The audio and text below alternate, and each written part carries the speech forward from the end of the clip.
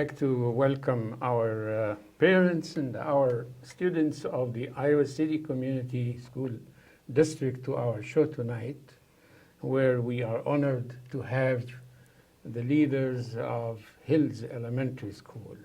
Thank you. A wonderful small school, but growing and growing in all aspects. Yes. It's my privilege to have Lisa Ann Tibok-Horst here, the principal, and you have been here many, many times before.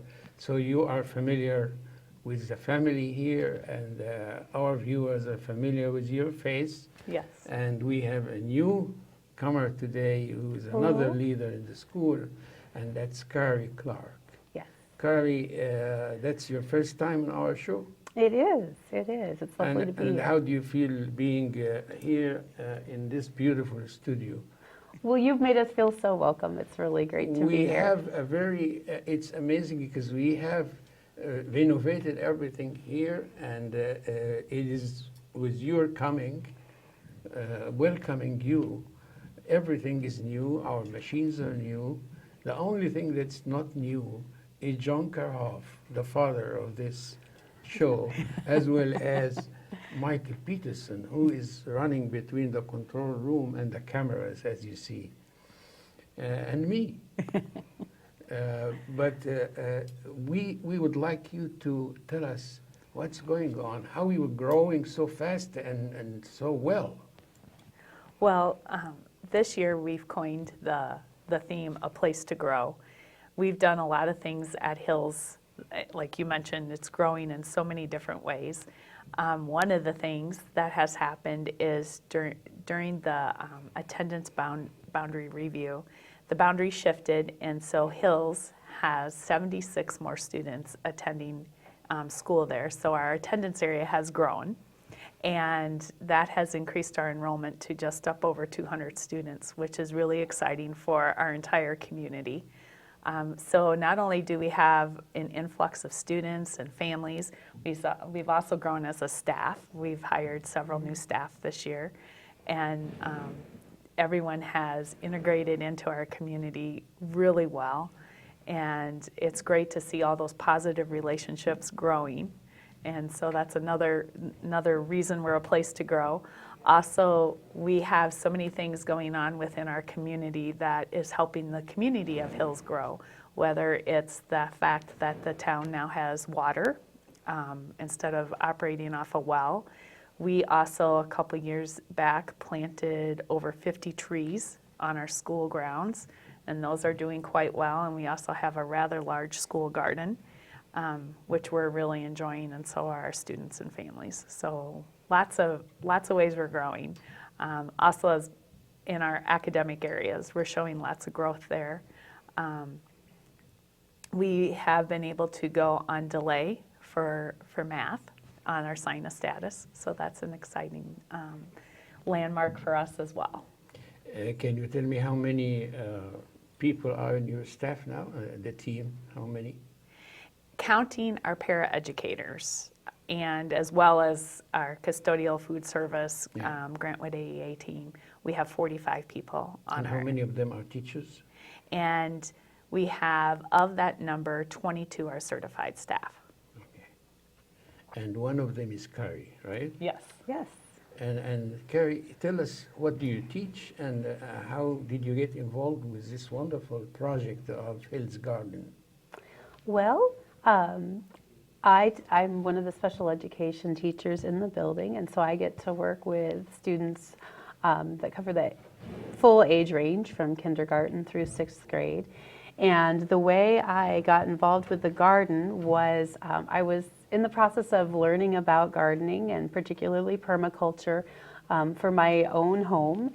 And I overheard Lisa in a conversation about establishing the garden, or moving some established gardens on the Hills property. And I got really excited and asked if I could be involved. And a couple months later, holy cow, we had a garden. So it's been a really exciting project. There are so many facets I can talk about, so I'll kind of leave up to you where you'd like us to go with that. I wonder if you see, I was teaching at Tate High when they started the garden project there, and the focus was mainly on something that kids can grow, and then they can cook. Because we had a little problem at the time, feeding a lot of the kids that were on reduced and free lunch, and we wanted them to have good food that's organic, and there was a collaboration between all the staff members to work on the garden. With some had experience, others didn't have much experience, but they were trained. And eventually they ended up growing potatoes and tomatoes and lettuce. And so it was all, and the kids would take this and cook it. That was during the years between, let us say, 2007, 2009. After that, I have noticed that they had pumpkins and strawberries and even more produce they can grow now. So I was wondering if you have the same idea, or you just do things for biology studies, or what? Well, that's the beauty of a garden, is it is so multifaceted, and you can tie children and education and families into it in so many ways. Really, part of the vision is to have Hills, and it already is in many ways, a community center. And the garden is a place where we can bring children out to experience science firsthand, work on development of many of our skills from the core curriculum for math, for literacy, for science. It ties in very nicely with that. But also a really important piece is, because we do have a very high percentage of free and reduced lunch families, we want children and their families to feel like they can come, have a place to grow healthy, delicious food, have ownership in it, and take it home and cook and feed their families. And that is beneficial in so many ways. It helps children understand engaging in something for the long term, having long-term goals, developing patience, understanding the interaction of complex systems. And then we know that families who are invested in their schools and feel connected to their schools have children who are more likely to succeed in school, as well as children who are well nourished also are more likely to grow and be healthier and be more successful at school. So there's just so many positives about it. I'm really hoping to see it grow more. Carrie, I know that you have about 74 kids, or 70 plus, right? Total, the students? New students that have come to the school. Yeah. We have, it's about 76. Those are new. Yes, All new to our community. And some of them are already part of this activity, or? Well, one of the exciting things that has happened for us this year is one of the community building events was the Bolt Bonanza Breakfast 2 Saturdays ago. And I don't know if you remember, we had just a perfect, gorgeous morning. And there were several activities happening. There was a delicious breakfast, there was soccer, and then families came out to the garden and harvested. And so through that activity, many families got introduced to the garden with their children. They came, they harvested tomatoes, potatoes, butternut squash, watermelons, pumpkins, Brussels sprouts, herbs. I'm forgetting things, but I mean, quite a variety of things, and we're really excited. And we can take these, and people walked home with armloads of chili peppers, and so I think that was a really positive way to connect families to the school and to the garden. What we're hoping is the major challenge is manpower. Getting enough people involved on a consistent basis to maintain it and really have it reach its potential. So hopefully through some of these connections, we can draw more families in and have them participating on an ongoing basis in planting and preparing and harvesting and weeding and all of the things throughout the course of the growing season. Lisa, you mentioned to me a couple of times before when you were a guest here in this program that the community at Hills is extremely supportive of your Yes. efforts. Absolutely. Can you elaborate on this a little bit? Sure. Kari mentioned the Bolt Bonanza breakfast that we had a couple Saturdays ago, and we opened up our doors to the entire community of Hills. So we went ahead, we had some we have great partnerships in Hills. So for example, the pork producers donated pork sausage, and our PTO, the parents, and also the Hills Coalition for the Greater Community of Hills, they went ahead and got pancake batter, and then a gentleman from the Hills area made pancakes. And so we had this huge breakfast that people came in, and when I say large, we fed over 200 people, and that was students, families, but also community members in Hills. We had the vice president of Hills Bank come and have breakfast with us. We also invited our contractors that just worked on our renovations and updates. Several of them came and enjoyed breakfast. We partnered with City High and the City High soccer coach, Jose Fajardo, and also 4 of his soccer players. They came and ran a soccer tournament for our students, so they got to participate and play soccer. We had frisbee golf and the limbo and a parachute and bingo in the library, and it was such a wonderful community event. And the other great thing that happened with that event is so many relationships between current community members, people who are newer to the Hills community. It was a very relaxing time where people visited and connected. They were able to harvest from the garden. We also provided building tours. We had student ambassadors that helped give tours and talk about the history of the building, as well as point out the renovations and updates. And a big piece of that, within the support of the Hills community, of course, is having city water coming into our building. And it was a great partnership between the Iowa City Community School District and the City of Hills to have that opportunity to have city water, a sprinkler system, upgraded fire alarms, electrical system. All those pieces came together to get our building up to code and also ADA compliant. So it was so many pieces came together for the entire community.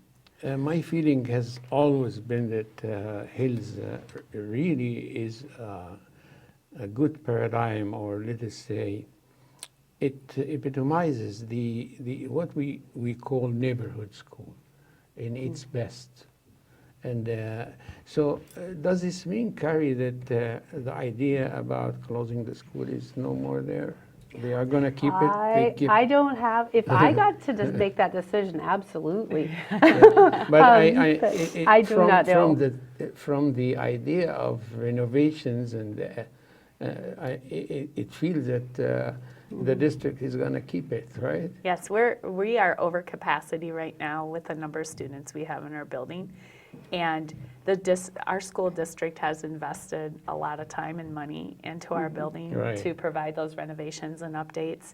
And the fact that through the reconfiguration of the attendance area boundary committee, the fact that we have more students in our building, it just looks like a very promising future and a place to continue to grow. It looks like, it's exactly the opposite of closing, Right. and expanding. Right. Now, we talked about the garden club, and I think we have a video that we can show. Let me check with Mr.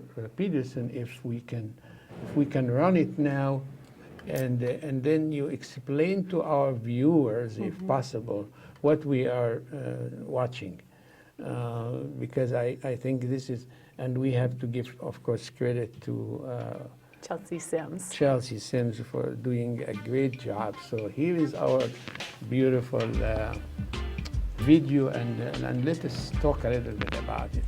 Well, one of our big initiatives this year is to make sure that every member of our school community feels valued and an integral part of the community. And so with an influx of a number of students, we really wanted to work hard on building that community. So one of the first things we did, you saw the lanterns there.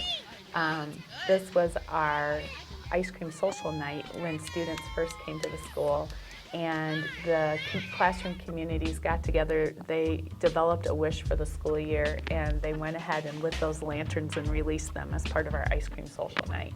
So that was an opportune time to talk about what their hopes for the school year were together as a school community. Mm-hmm.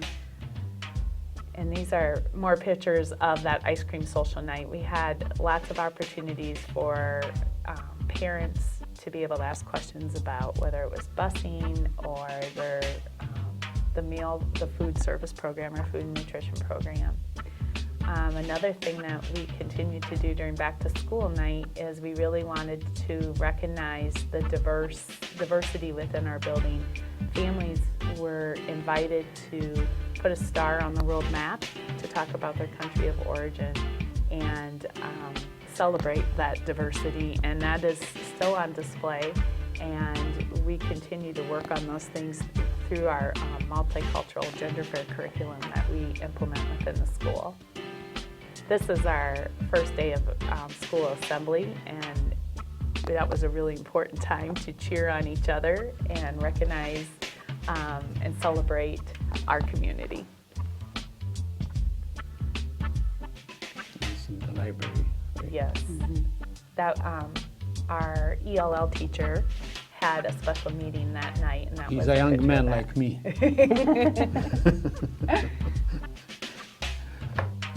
Wonderful, and this is Touring one the of the parents. classrooms, yep. And here are some pictures of our community garden that you'll see growing the garden and harvesting. That was on our Saturday of our Bolt Bonanza breakfast. Somebody with a little watermelon, right? I see that. Cutie.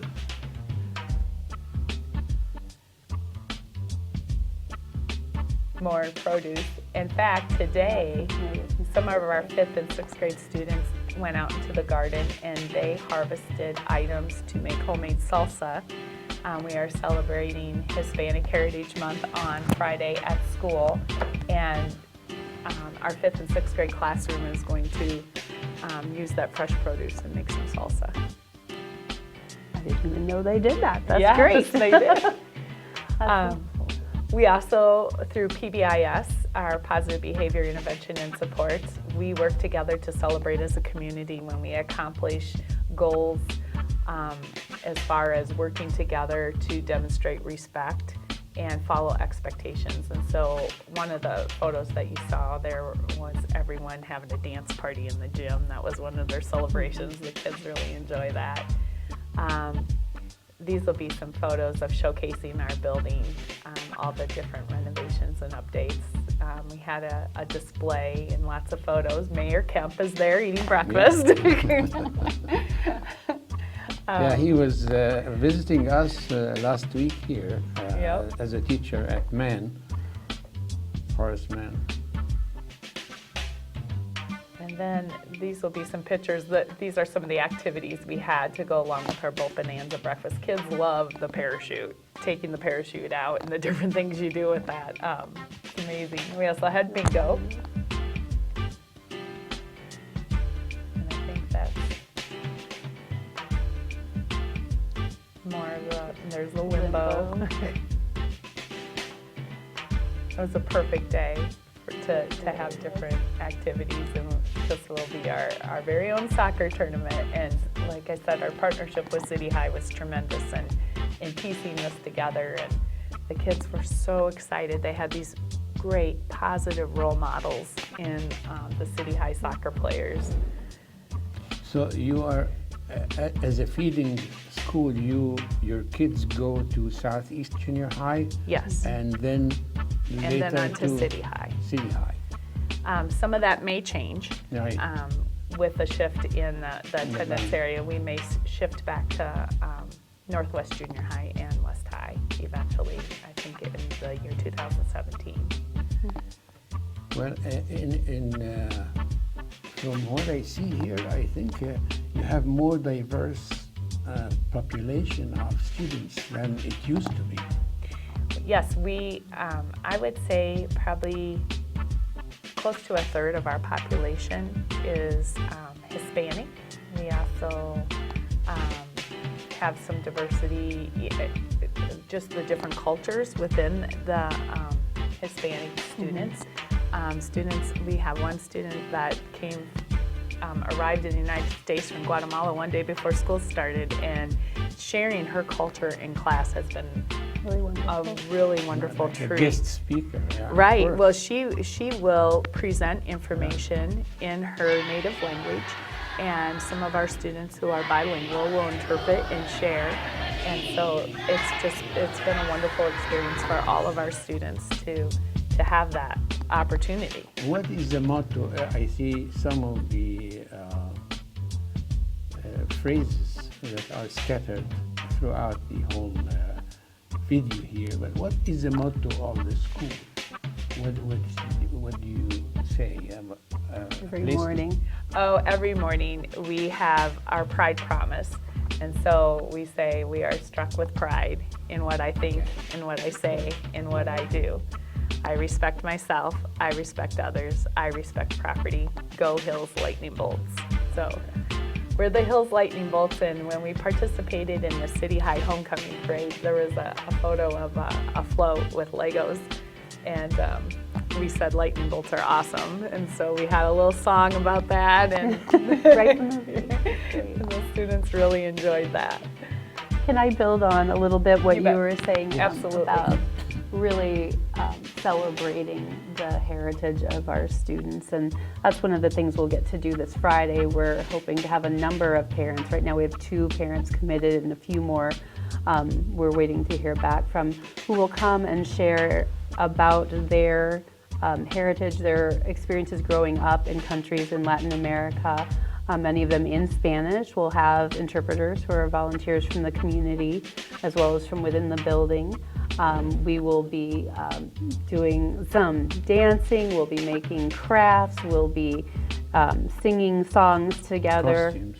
I don't know that we will have, parents may choose to bring those.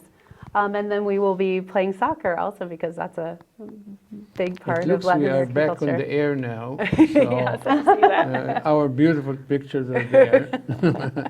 Of course, we cannot compete with this beautiful little kids doing all these activities with true enthusiasm. You know, that was very impressive. So, where are we going from here? What is your vision for the future, for the school, for the community? My vision is to continue to have that reciprocal relationship within the Hills community as well as within the Iowa City Community School District, to continue to help our students be the best that they can be, and really celebrate who they are and value and recognize the great community that we have. So really forging forward and giving them, you know, we talked about the garden, even providing nourishment, just that holistic approach to education and being that close community of positive relationship to help them continue to grow and help our community to continue to grow. Gabby, I would like to give you like a couple of minutes to talk to the community about what are your expectations from the community as supportive of your program, especially in your area where you are dealing with the kids that are in need most of the time. Now, are you referring to the garden or to special education? In or general, In general. What are our expectations of the community? Well, I have to say, being in Hills, we are, well, in Iowa City in general and particularly in Hills, we are so fortunate to have incredible support from our community. We always welcome more, and the more interaction I think our students have with a broader range of folks throughout the community, the more rich their experiences are, and the more background knowledge they have to draw from in moving forward. So I would say interacting with students, again, we love having volunteers come in and read with our students. Absolutely. We would welcome people who want to volunteer and help with the garden. We have financial support, we have incredible parents and PTO, but the more that kids get good one-on-one time with adults, find a child to nurture. That's what I would say. Doesn't matter which child, doesn't matter what age, doesn't matter if they're part of your family or not. Find a child to nurture and invest in and do that. In conclusion, I would like to thank you very much for being our guest tonight. Well, thank you for having us. I'm sure that you have not only impressed our team here, Mr. John Karhoff and Mr. Peterson, and the team of Public Access TV that gives us this chance to broadcast and air our program. But with the parents who are watching us now, and all the viewers that don't know much about Hills, and now they know a lot about it. So thank you very much for that. This program, as you know, will be on Channel 18, that's cable, Channel 18. That's Public Access TV, and Channel 21, the Education Channel. And they run according to the listing, you know. Sometimes it's variable, sometimes Monday and Friday, most of the time. Sometimes weekends, as well as YouTube, which is very important, of course, you know. Yes. And kids love to get to watch their own program there. So thank you very much, and come back again. Yes, thank you Thank for you for having us having very us. much. And thanks to everybody here and to our control room, our director, and our producers. Thank you. Thank you. Go Hills Lightning Bolt.